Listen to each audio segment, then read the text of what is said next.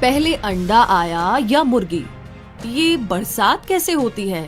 और पृथ्वी गोल क्यों है? सेब नीचे क्यों गिरता है? और ये बादल कैसे बनते हैं? और ऐसे बहुत सारे सवाल अक्सर आपके दिमाग में घूमते रहते हैं। और इन सबसे भी बड़ा सवाल कि करियर में क्या करें, तो मुझे लगता है कि आज का ये वीडियो ना आपकी बहुत हेल्प करेगा। नमस्कार दोस्तों, आप सभी का एक बार फिर से स्वागत है। अगर आप 10वीं क्लास पास कर चुके हैं और आप करियर पर ध्यान देना चाहते हैं, लेकिन कुछ समझ में ही नहीं आ रहा है कि आपको क्या करना चाहिए, तो आज आपको क्विक सपोर्ट इस वीडियो में पूरी हेल्प करेगा। जी हाँ, ज्यादातर मामलों में स्टूडेंट्स को इसी समय ये डिसीजन लेना होता है कि उन्हें आगे किस फील्ड में करियर बनाना है। तो आज का हमारा वीडियो है साइंटिस्ट बनने के लिए क्या करें, यानी कि वैज्ञानिक कैसे बने। और इस वीडियो में आपको साइंटिस्ट बनने से जुड़ी पूरी जानकारी मिलेगी। तो आइए जानते हैं कि कैसे बने वैज्ञानिक। हो सकता है कि आप साइंटिस्ट ना बनना चाहते हो, पर आपको पता होना चाहिए कि एक साइंटिस्ट यानी कि वैज्ञानिक बनने के लिए क्या क्या करना होता है।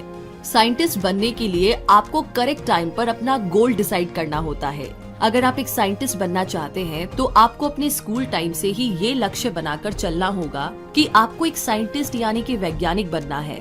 जब आप एक लक्ष्य बना लेते हैं तो उसे पाना काफी आसान हो जाता है। इसका आसान सा उदाहरण ये है कि जब हमें पता ही नहीं होगा कि जाना कहाँ है और हम यूं ही चलते जाएंगे तो उसका क्या निष्कर्ष निकलेगा, मतलब कोई रिजल्ट होगा ही नहीं। और फिर बहुत सारा समय, पैसा, सब कुछ वेस्ट करके हम एक दिन उसी जगह पर आ जाएंगे जहाँ से हमने ये जर्नी शुरू की थी।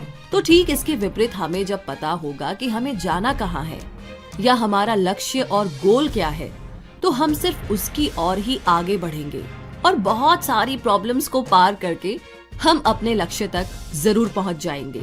इसीलिए दोस्तों, सिर्फ साइंटिस्ट बनने के लिए ही नहीं, बल्कि आप अपनी लाइफ में जो भी बनना चाहते हैं उसका एक लक्ष्य जरूर बनाइए।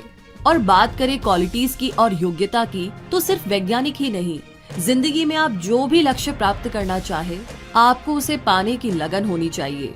ये सबसे जरूरी है कि आप जो भी पाना चाहे उसको पाने के लिए आप अपने स्तर पर हर संभव प्रयास करें। जो भी छोटी बड़ी पॉसिबिलिटी हो उसे हाथ में ले। और एक वैज्ञानिक बनने के लिए आप में एक लगन और एक जुनून होना चाहिए, और वो तब तक होना चाहिए जब तक आप अपनी मंजिल को नहीं पाले। साइंस में इंटरेस्ट की अगर बात करें तो वो स्टूडेंट जो बचपन से ही साइंस और उससे जुड़े दूसरे सब्जेक्ट्स में उनका ज्यादा इंटरेस्ट हो, तो वो इंसान साइंटिस्ट बनने का हक रखता है। साइंस में रुचि रखने वाले छात्रों के लिए ये एक सही फील्ड हो सकता है जहाँ से वो अपने सपनों को पूरा कर सकते हैं। प्रैक्टिकल नॉलेज की बात करें तो एक साइंटिस्ट बनने के लिए ये बहुत जरूरी है कि आप में किताबी ज्ञान की अपेक्षा प्रैक्टिकल नॉलेज ज्यादा हो।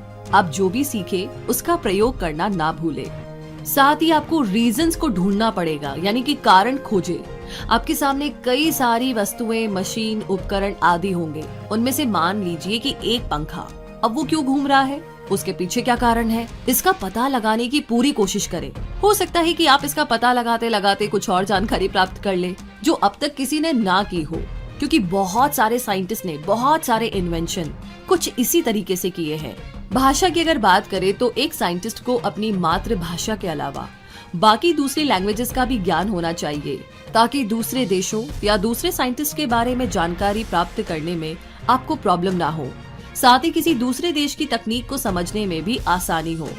रिसर्च की बात करें तो आप हमारे देश विदेश के कई महान वैज्ञानिकों की रिसर्च और उनकी जीवनी को पढ़ सकते हैं, और उससे आपको आपके लक्ष्य को प्राप्त करने में काफी मदद मिलेगी। वैज्ञानिक बनने के लिए अगर एजुकेशन की बात हो तो जैसे MBBS करने के बाद में डॉक्टर और BE करने के बाद इंजीनियर बन जाते हैं, ठीक वैसे ही साइंटिस्ट बनने के लिए कोई भी विशेष कोर्स नहीं करना होता, जिसे करने के बाद साइंटिस्ट बन जाते हैं। साइंटिस्ट बनने के लिए आपको 10th के बाद फिजिक्स, केमिस्ट्री, बायोलॉजी, मैथ्स और इंग्लिश जैसे सब्जेक्ट्स के साथ शुरुआत करनी होती है। इसके बाद इन्हीं सब्जेक्ट्स में हायर एजुकेशन और पोस्ट ग्रेजुएशन जैसे कि MSc, MPhil, PhD, इंजीनियरिंग, ये सब करके समय समय पर निकलने वाले वैज्ञानिकों के पदों के लिए आप आवेदन कर सकते हैं। वैज्ञानिक बनने के लिए उम्र का कोई भी बंधन नहीं होता है। आप किसी भी उम्र में आवेदन कर सकते हैं, और आप किसी और डिपार्टमेंट में रहते हुए भी अपनी रिसर्च को कंटिन्यू कर सकते हैं और अपनी मंजिल तक पहुंच सकते हैं। और अब सबसे बड़ा सवाल कि आखिर इनकी सैलरी कितनी होती है। तो वैज्ञानिकों की जो जॉब होती है ना, वो ए ग्रेड जॉब होती है। इसीलिए उन्हें शुरुआत से ही काफी अच्छी सैलरी मिलती है, जो टाइम और एक्सपीरियंस के साथ साथ बढ़ती जाती है।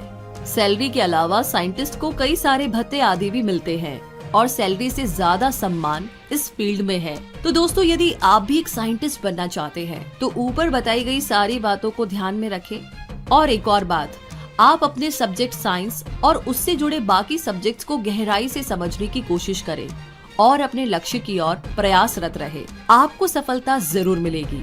तो अगर इस वीडियो को देखकर कहीं भी आपको लग रहा है कि हाँ, कुछ तो ऐसा आपके दिमाग में भी चलता है, अक्सर आप भी कुछ ऐसा सोचते रहते हैं, तो ठीक है, रास्ता आपको मिल गया है, चलना आपको है। अब आप डिसाइड कीजिए। और इसी के साथ हमारे विशेष हमेशा आपके साथ है।